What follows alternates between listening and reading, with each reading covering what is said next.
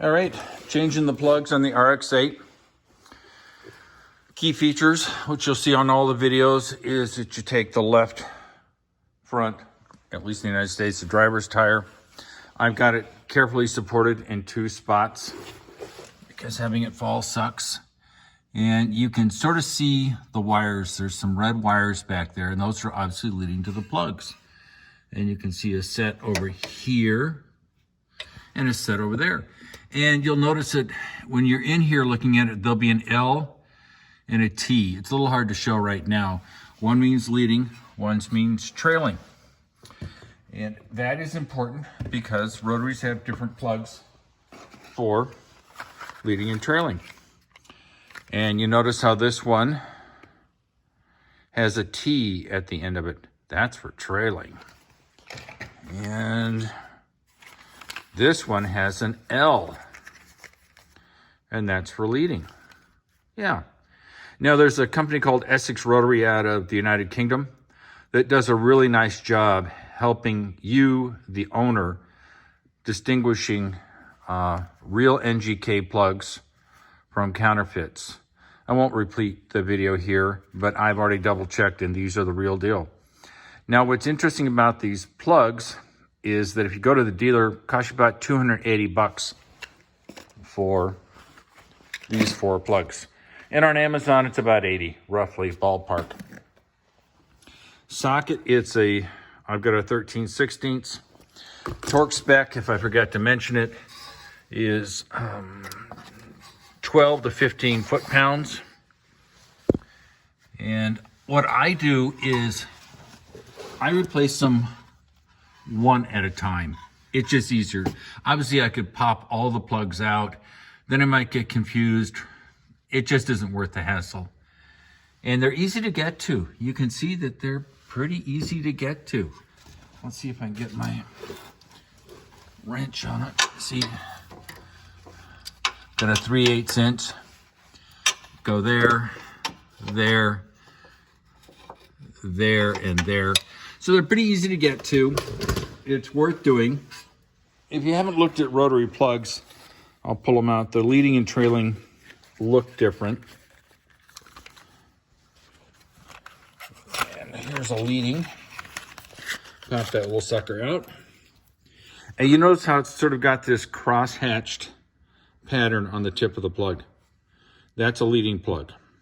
The plugs do not need to be adjusted or gapped. That's don't even try, it's not worth it. And notice how nicely it's written on there, L for leading. And we'll get the trailing out. So we got it trailing here. Yeah, that's a leading, and that's a trailing. Sorry for the back camera work. It's one of the things you get when you're doing it on your own. Notice how it doesn't have any of the cross hatches on the body of the plug. And then notice it's nice enough to say T for trailing. Plugs obviously are important on all vehicles. Rotaries might even be more important because they tend to want to run hot. Got to have a good spark to get them going, like anything. But they say it's easier. So I figure for $70, $80, get some genuine NGK plugs. Get them done. Car's going to go through a track season. There's no reason to have to worry about a misfire or something like that while I'm at the track. It's a pain in the rear. All of you who've been tracking vehicles know that it's expensive to do. It takes a lot of time. You got to spend a whole day. And there's really no reason to cheap out and say, oh, I'm going to save $70 on plugs when you can burn up nowadays with Biden fuel at $4 a gallon. You could easily burn up that amount of fuel in one track day. So I'm going to do this, and I'll show you a picture of the plugs after I get them out. I suspect they'll be fine. The car starts great. It's got excellent compression. I actually have a rotary engine compression tester. And last time I did it was a couple years ago, and this thing really rocks. It does a great job. So I'll get to it. God, I hope you're having a good day. It's Sunday, May 8th, Mother's Day. Hope all the moms in the world are having a great time. Hope they're being loved and cared for. Unfortunately, my mother has passed away, so I don't get to celebrate it with her. But I do get to celebrate Mother's Day with one of my favorite neighbors, Bob and Darlene. So we're going to go out for pizza. Darlene doesn't require a lot of entertainment. So I thought I'd get the plugs done now. Because, you know, track day in a week. Woohoo! Bye. All right. This is my first plug that I've taken out. Get some light on it. Obviously, the one here is the used one, and the one on the left, my left, is the new one. And you can notice how, let's see if I can get some light on that. The old one is oily. Now, in a regular piston car, that would be a big deal. You can also see some carbon around the edges. These things are little carbon machines. But the oil is because I premix. I put about an ounce of Benol, B-E-N-O-L, into every gallon of fuel because it helps lubricate the apex seals. I like Benol because it's compatible with E85. I don't run E85 on this, but just so you know that, it mixes. Not all two-stroke oils mix with E85. Got an RX-7 that's got E85, and so I want to premix both vehicles. And the light's not very good, but you can see it's probably time for a new plug. A little carboned up. Like I said, car starts great. Cold, hot, doesn't matter. So I'm going to put the new plug in. I'll be back. All right, this is after the fact. You can see that the plug wires are back where they belong. I've replaced all the plugs. Between 12 and 15 foot-pounds of torque.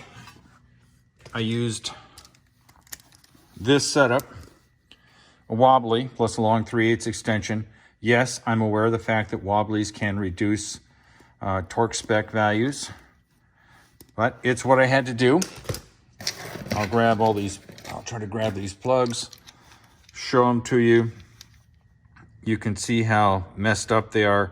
Now that's oil. Realize this car was started for about 30 seconds, stopped, because I don't see any reason to try to change hot plugs. In fact, I don't think it's a good idea.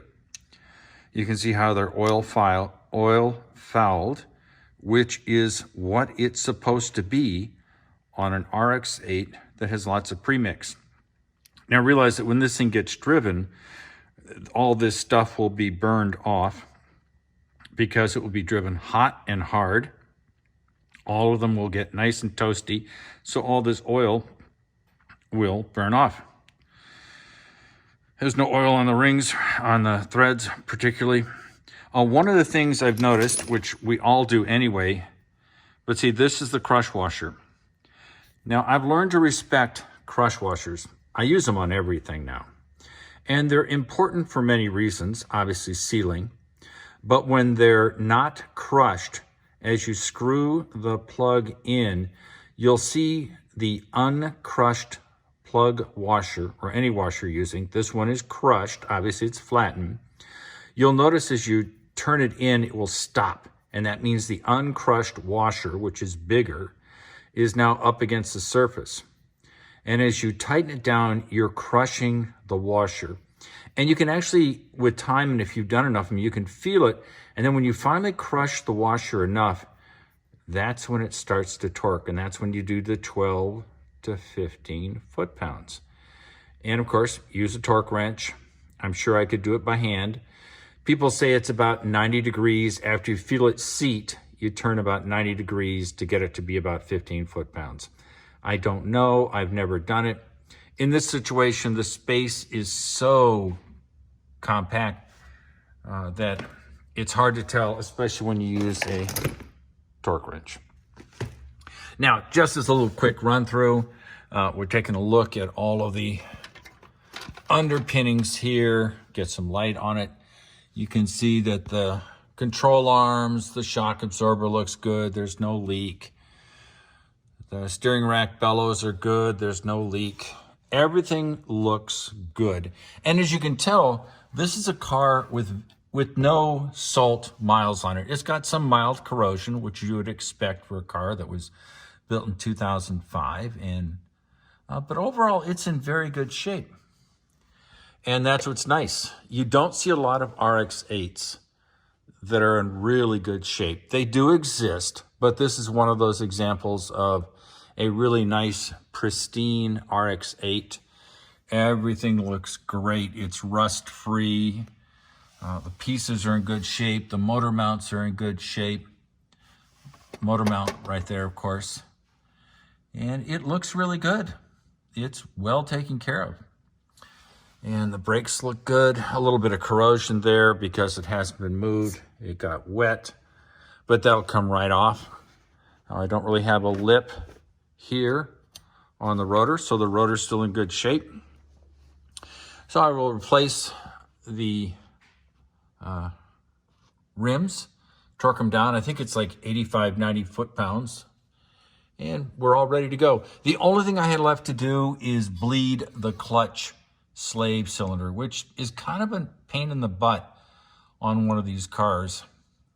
I think I've tried to point it out before. I'll see if I can pop up top while I'm doing this video and show you where it is. So the light's gonna go off. I'm gonna get my flashlight. We're gonna go up here, and there you can see the master cylinder. I bled the brake fluid. And if you look way, way back there, you'll see a little black cap. I really should have a screwdriver, but it's way, way, way, way, oh man, it's hard to get to. I haven't figured out exactly how I'm gonna do it yet, but it's right, see if I can get some light on that thing. It's right there, hopefully. I can't see it very well. I'm thinking next time I bleed the brakes, I will do it. But it's right on the edge. It's way down there. Let me get a screwdriver, point it out. All right, you can see the tip of the screwdriver here, and it's very hard to see, but I'll bring it in, see if I can get it to be bigger. And you see the tip of the screwdriver on that little black cap right there. That is the slave cylinder bleed nipple. How am I going to get to it? That's an excellent question. I do not know. It's going to require some creativity. I would like to bleed the clutch, but that's going to have to be something I'm going to have to work on. You can see where oil has leaked when I changed the oil, so it's got some grime there. But that is the brake bleeder valve right there.